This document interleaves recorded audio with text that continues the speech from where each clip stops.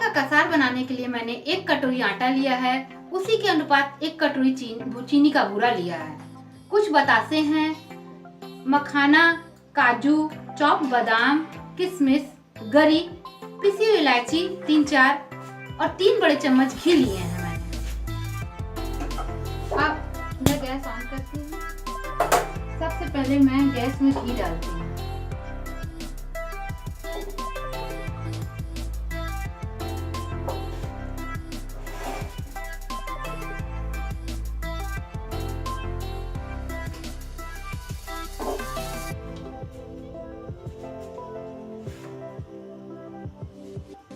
घी थोड़ा गर्म हो जाए, हमारा घी थोड़ा गर्म हो जाए,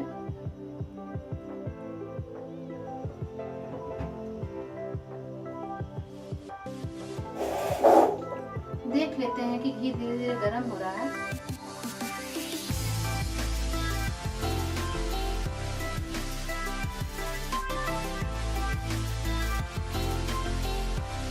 हमें इसमें आटा डालते हैं।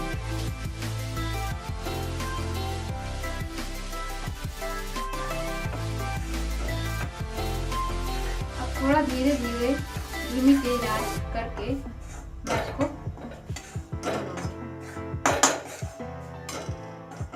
कि ये इसमें गुठ ना आए।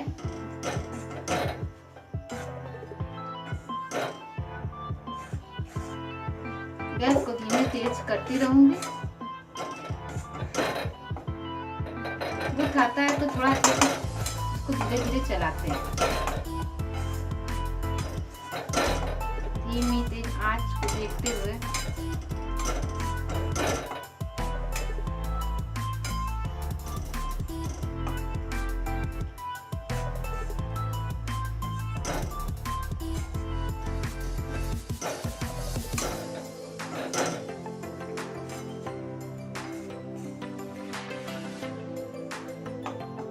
मैं कम से कम 10 मिनट तक धीमी तेज आंच में, जब तक कसार मेरा लाल एकदम जो भुन न जाए, क्योंकि जब इसको अच्छे से भूनेंगे तभी ना इसका कलर अच्छा आएगा, देखने में अच्छा लगेगा। कसार को भूनने में ही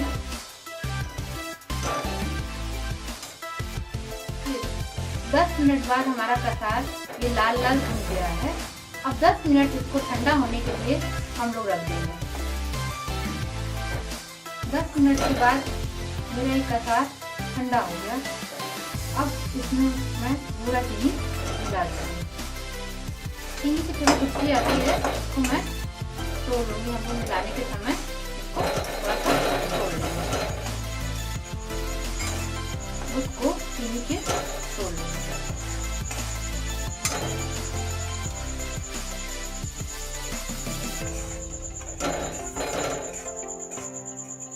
इसको मिला लेंगे अच्छे से।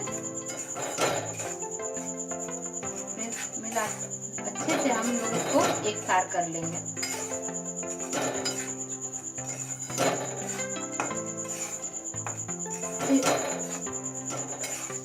कसार को हमें भूरा चीनी हम अच्छे से मिला के एक सार कर लेंगे ताकि गुथ ना आए। देखिए कितनी अच्छी खिली खिली लग रही है। अब फिर मैं इसको किसी बर्तन में निकाल लूंगी।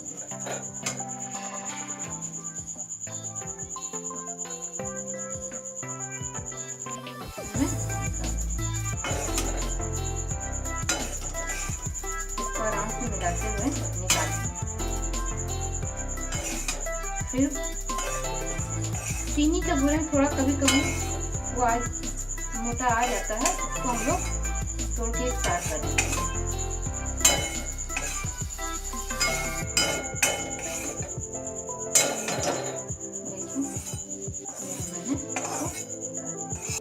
अब मेरा ये कसार सर्व करने के लिए तैयार है।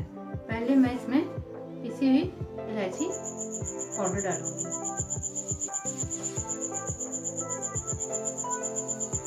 फिर काजू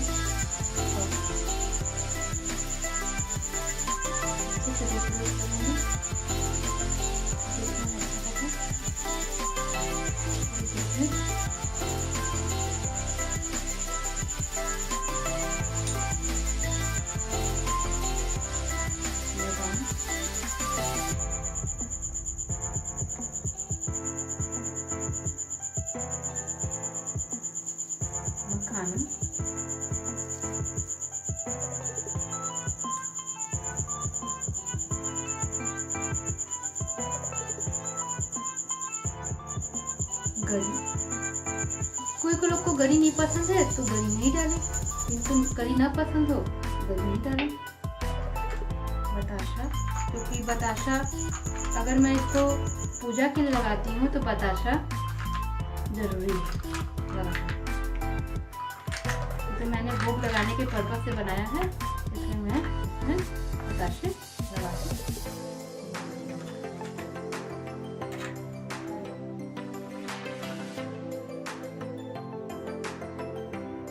अभी हमारा कसार तैयार है और इसे मैं भोग लगा के सबको बांट दूंगी।